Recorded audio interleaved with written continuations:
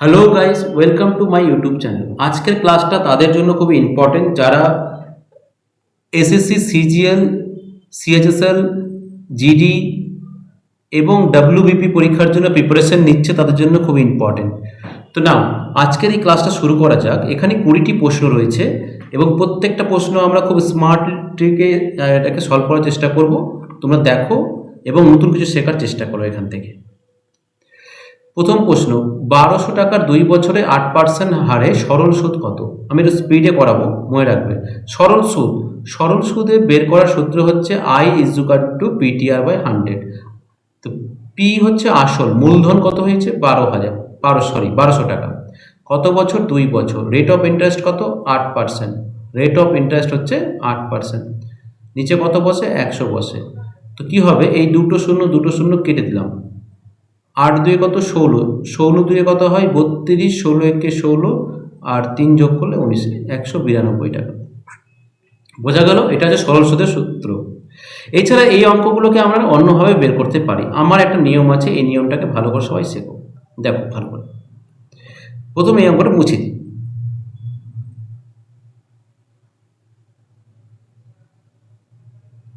আমি প্রত্যেকটা অঙ্কের দুটো করে নিয়ম দেখানোর চেষ্টা করব। আমার যেটাতে মনে হবে যে দেখানো দরকার আমি অবশ্যই দেখাবো। দেখো 1200 টাকা আছে, হ্যাঁ, 1200 টাকা। যদি 1 বছরে 8% হয় তো 2 বছরে কত হবে? 16%। বলো হ্যাঁ কিনা? 16% মানে লিখতেই পারি এটাকে 16/100। ব্যাস, শূন্য শূন্য কেটে দিলাম, সেই সংখ্যাটাই তো আসলো না। 12 × 16 কত হয়? 192। বোঝা গেল? বলে হ্যাঁ স্যার বোঝা গেল। নেক্সট চলো।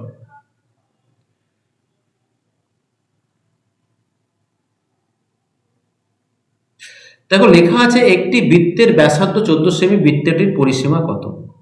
বৃত্তের পরিসীমার সূত্র হয় 2πr। আর বলতে কি? ব্যাসার্ধ। ব্যাসার্ধ কত? 14। 7 1 7, 7 2 14। এবার কি করতে হবে? পুরোটা আমাদের গুণ করতে হবে। তো 2 আর 2 কত হয়? 4। 4 2 8, 4 2 8। তাহলে এটা হয়ে গেল 88 সেমি। কত অ্যান্সার আসলো? 88 সেমি। বেশ, বোঝা গেল? হ্যাঁ স্যার, অপশন নম্বর বি।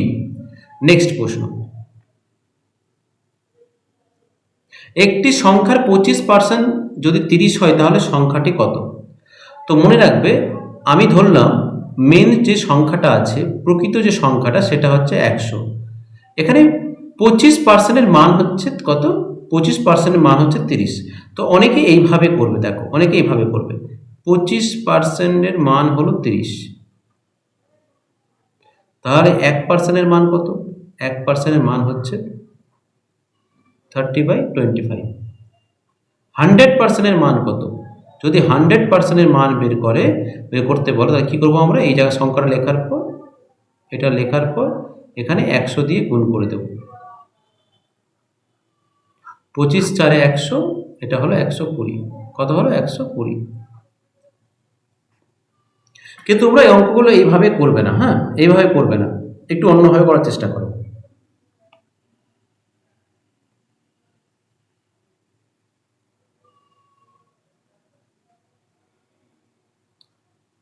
আমি তোমাদেরকে যে নিয়মটা শেখাচ্ছি সেই নিয়ম করার চেষ্টা করো। দেখো 25% মানে কত? 25% মানে 25/100। এটা কাটাকুটি করলে 25 একে 25, 25 4 100। মানে সংখ্যাটা ছিল 4 আর 1-এর মান হচ্ছে 30। তো স্যার 1-এর মান যদি 30 হয় তাহলে 4-এর মান কত হবে? তাহলে এটাকে 4 দিয়ে গুণ করতে হবে। 4 দিয়ে গুণ করলে 120। দেখো একবারে বেরিয়ে গেল না? কেমন লাগলো? এটা কেমন লাগলো? কমেন্ট বক্সে লিখে পাঠাও। নেক্সট,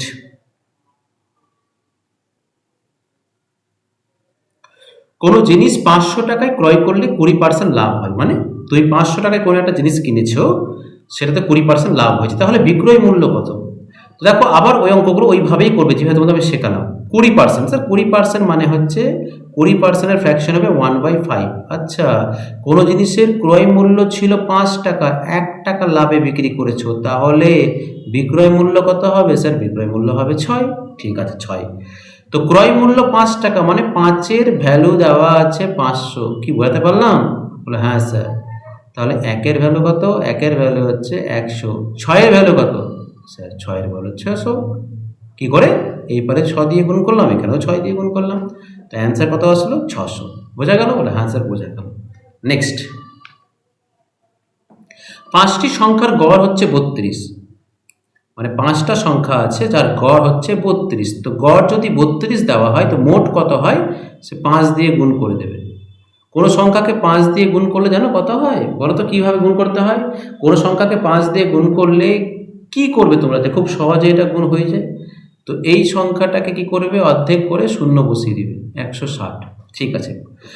কোনো সংখ্যার গড় যদি 32 হয়, গড় মানে হচ্ছে সেই সংখ্যাটাকে যদি আমি, মানে গড়, 5টা সংখ্যার গড় 32, তো 32কে যদি 5 দিয়ে গুণ করি যে সংখ্যাটা পেলাম সেটা পেলাম সমষ্টি। মানে 5টা সংখ্যা যদি যোগ করে যা পাবো সেটা হচ্ছে 160। একটি সংখ্যা বাদ দিলে গড় হয় 30। একটি সংখ্যা বাদ দিলে মানে 5 থেকে কত? তাহলে একটি সংখ্যা যদি বাদ দিই তাহলে কত হবে? 4 হয়ে যাবে। বলো হ্যাঁ কি না? তখন গড় হয়ে গেল কত? 30। তাহলে 4টি সংখ্যার সমষ্টি কত? 4টি সংখ্যার সমষ্টি হচ্ছে 120। তাহলে এটা মাইনাস করলে কত হয়? 40। যে সংখ্যাটা বাদ দিয়েছি সেই সংখ্যাটা হয়ে গেল 40। বোঝা গেল? বলে হ্যাঁ স্যার। যদি সত্যি এই অঙ্কগুলো কারো ভালো লেগে থাকে অবশ্যই কমেন্ট বক্সে লিখবে। আর যদি মনে হয় চ্যানেলটাকে সাবস্ক্রাইব করা দরকার তবেই করো, না হলে করার একদম দরকার নেই। নেক্সট, এ একটি কাজ 10 দিনে করে। এ একটি কাজ করে 10 দিনে, ওকে? হ্যাঁ স্যার। বি সেই কাজটা করছে কত দিনে? 15 দিনে। তারা একসাথে কাজটা করলে কত হবে? আমি যেটা শেখাচ্ছি সেটা সেভাবে শেখো। এই দুটো লসাউ করে নেবে। এটা অনেকে বলবে দরকার নেই, আমি বলবো এই দুটোকে গুণ করে নাও। এই দুটোকে গুণ করলে কত হয়? 150।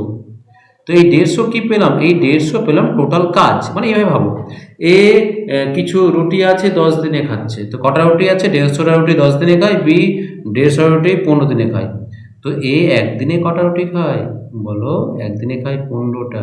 বি একদিনে কটা খায়? 10টা। এবার দুজন মিলে খাবে, তো দুজন যদি মিলে রুটিটা খায় তাহলে এ একদিনে 15 খায়, বি খায় 10, তাহলে একদিনে খাবে 25টা। একদিনে 25টা খেয়ে নিল। 150টা রুটি খেতে কতদিন টাইম লাগবে? 6 দিন। দেখো চলে এসছে না? হ্যাঁ স্যার। ঠিক আছে। নেক্সট,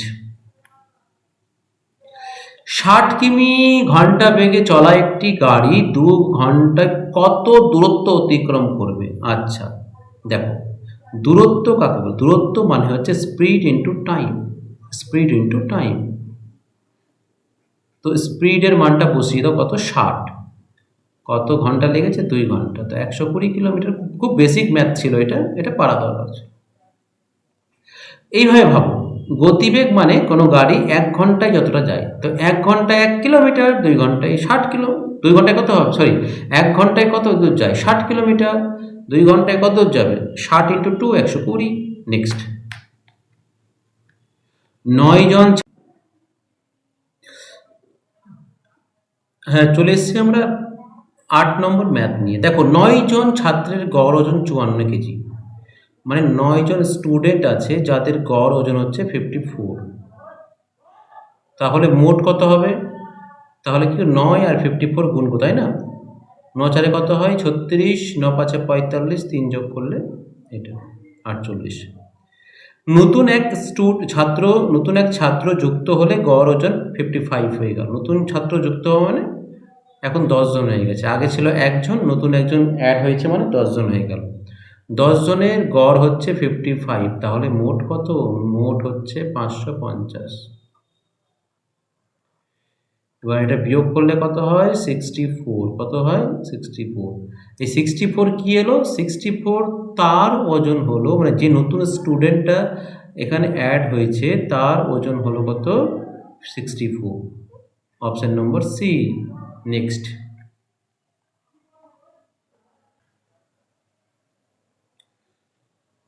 15 জন একটি কাজ 12 দিনে করতে পারে। যদি 20 জন মিলে সেই কাজটি করে তাহলে কত দিনে শেষ করবে? দেখো 15 জন আছে, সেই কাজটা করছে 12 দিনে। মানুষ সংখ্যাকে 3 দিয়ে গুণ করলে টোটাল কাজ পাওয়া যায়। আবার সেই কাজটা মানে একই কাজটা 20 জন মিলে করবে ক দিনে? তো ডি লিখে দিলাম, টি দিয়ে। 15 আর 12 গুণ করলে কত হয়? 15 আর 12 গুণ করলে 180। 180কে যদি আমি 20 দিয়ে ভাগ করি তাহলে হয় 9। 9 দিন। অ্যান্সার হলো 9 দিন। বোঝা গেল? বলে হ্যাঁ স্যার বোঝা গেল। নেক্সট।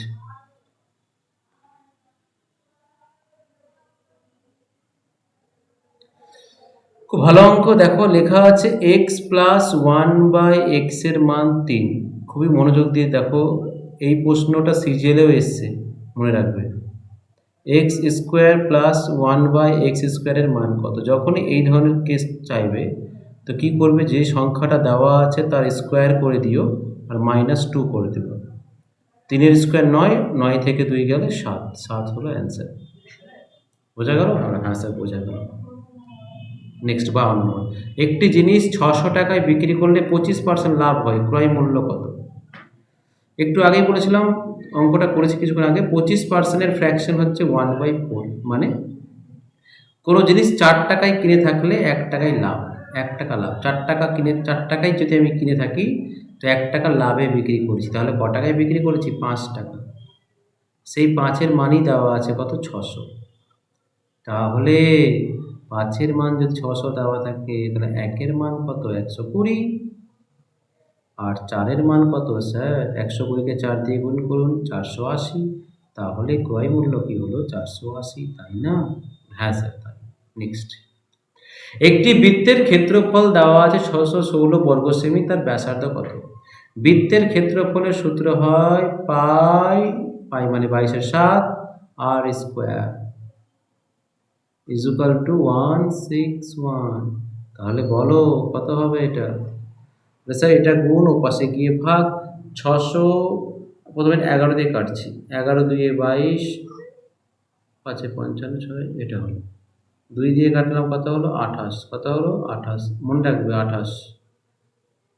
তো এখানে লিখলাম আর স্কোয়ার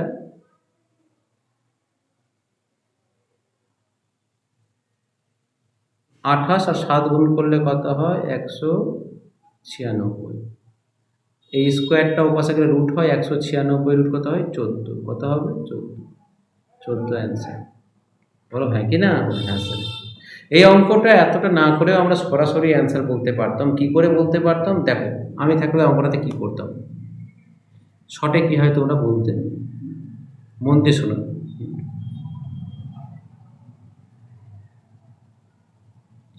দেখো, বৃত্তের ক্ষেত্রফলের সূত্র হয়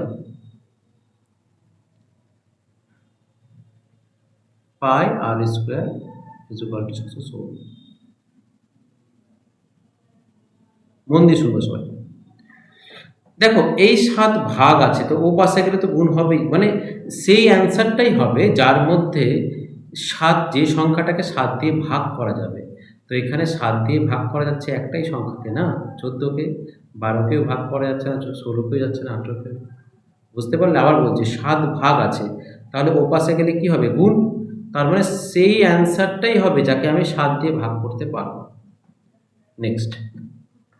আশা করি সবাই বুঝতে পেরেছো এটা? বলো হ্যাঁ স্যার, ঠিক আছে, থ্যাংক ইউ। দুটি সংখ্যার লসাগু গসাগু দেওয়া আছে, একটি সংখ্যা 72 হলে অপর সংখ্যাটি কত? মনে রাখবে, দুটি সংখ্যার লসাগু আর গসাগু যদি গুণ করি তাহলে আমরা পাই সংখ্যা দুটির গুণফল। তো একটা সংখ্যা তো 72 পেয়ে গেলাম, অপর সংখ্যাটা কত? এ।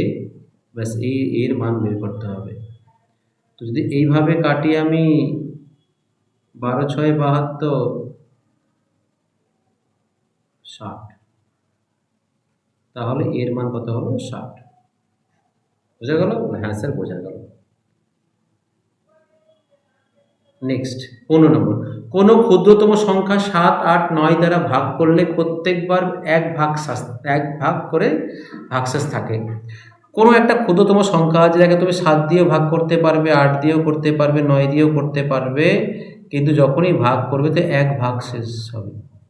তো আমি কি করব, আমি একটা, দেখো ভালো করে শোনো, এমন সংখ্যা বের করব যাকে আমি 9 দিয়ে ভাগ করতে পারবো। 504 থেকে যদি আমি 1 বিয়োগ করে দিই তাহলে কত হয়? সরি, 505 থেকে 1 বিয়োগ করলে 504। 504 এমন একটা সংখ্যা যাকে 9 দিয়ে ভাগ করা যায়। কি করে বুঝলেন স্যার? 9 দিয়ে ভাগ করার নিয়ম আমি আগেই শিখিয়েছিলাম। দেখো 4 আর 5 যোগ করলে কত হয়? 9। তো 9কে তো 9 দিয়ে ভাগ যায়, তাহলে অবশ্যই এই সংখ্যাটাকে 9 দিয়ে ভাগ যাবে। এই সংখ্যাটাকে কি 9 দিয়ে ভাগ যাবে? না। এটা যাবে? না। এটা যাবে? না। দেখো প্রত্যেকটা সংখ্যা থেকে 1 বিয়োগ করবে, একটাকেও 9 দিয়ে ভাগ যাবে না। বুঝতে পারলে? বলে হ্যাঁ কি না? বলে হ্যাঁ স্যার বুঝতে পারলাম। বুঝতে পেরেছো? সেইভাবেই করতে হবে। আবার এটাকে আমি 8 দিয়েও করতে পারতাম, কিন্তু একটু ব্যাপারটা কঠিন হয়ে যেত। নেক্সট 17 নম্বর, একটি সংখ্যাকে 5 দিয়ে ভাগ করলে ভাগশেষ x হয়, অবশিষ্ট থাকে 3, সংখ্যাটি কত? মনে রাখবা একটা সংখ্যা আছে, সংখ্যাটা হচ্ছে m, তাকে 5 দিয়ে ভাগ করছো, তাহলে ভাগফল হলো x আর অবশিষ্ট হলো 3, তাহলে সংখ্যাটি কত? এই m এর মান কত? বলো m এর মান কত?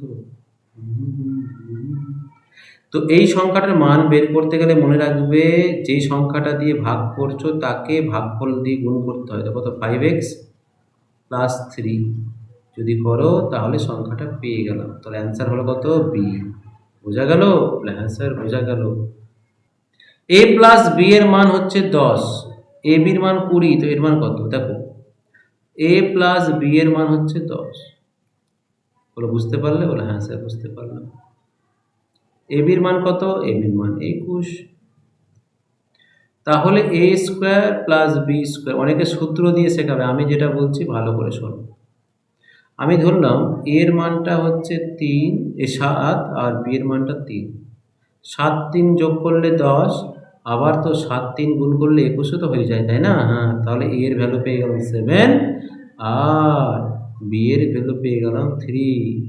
7 এর স্কোয়ার 49, 3 এর স্কোয়ার 9, যোগ করলে কত হয় বলো? 58। বলো হ্যাঁ কি না? হ্যাঁ স্যার, এই নম্বর অ্যান্সার।